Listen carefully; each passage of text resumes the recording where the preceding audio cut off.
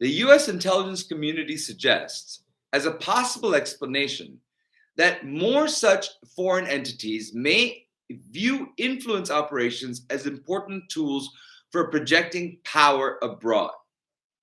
More ascertainably, the growth of the internet and the social media use means foreign actors are more able to reach US audiences directly, while the tools for doing so are becoming more accessible. The United States' principal foreign adversaries, Russia, China, and Iran, all of them autocracies, engage to varying degrees in disguised efforts to influence American public opinion.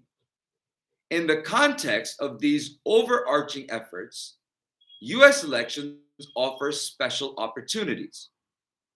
For Russia, elections often serve as an opportune target, but attacks on elections are typically just one part of ongoing multi pronged operations. The US intelligence community's definitive post election assessment of foreign influence activities during the 2020 presidential election concluded that Russia was deeply engaged in disinformation activities intended to influence the outcome by supporting President Trump while disparaging then candidate Biden. Iran also engaged in efforts to influence the election's outcome, but unlike Russia, did not actively promote any candidate. And that China considered opportunities to influence the election's outcome, but ultimately decided that potential costs outweighed any foreseeable benefits. Both Russia and Iran worked to undermine the American public's confidence in US democratic processes and to deepen socio-political divisions in the United States. I don't know how much more jarring that has to be for every American to hear. You are being influenced, and Russia lifted up Donald Trump and denigrated Joe Biden. Donald Trump, on a daily basis, attacks American foundations. Donald Trump incited an insurrection against the United States. Donald Trump committed seditious conspiracy against the United States. Donald Trump continues to advocate the overthrow of our government in various different ways. Donald Trump continues to incite violence and send out lone wolf attackers who believe in election lies like Solomon Pena and David DePape, and people who attacked FBI offices with nail guns, rammed into Capitol barricades right after the insurrection, and the threat of it continues.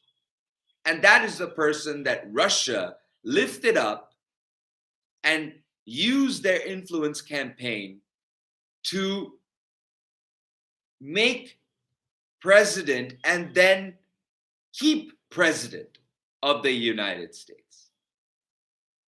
China knew better. They decided that it was against their best interest.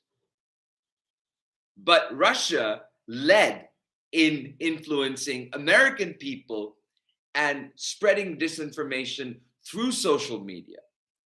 So I want Americans to pay attention to this and start taking responsibility for where you get your news. And for people like Steve Bannon and Alex Jones and Tucker Carlson and Laura Ingraham and Ben, I think his name is Ben Shapiro or something like that. These people, being Americans, are actively aiding and abetting the Russian influence to debilitate the United States. Whether they're doing it on their own volition or they're being swindled or coerced or paid into this, peddling these lies, or whether they're doing it purely because they hate America despite getting all the benefits of being American. Whatever the reason is, DOJ has an urgent responsibility to look into that.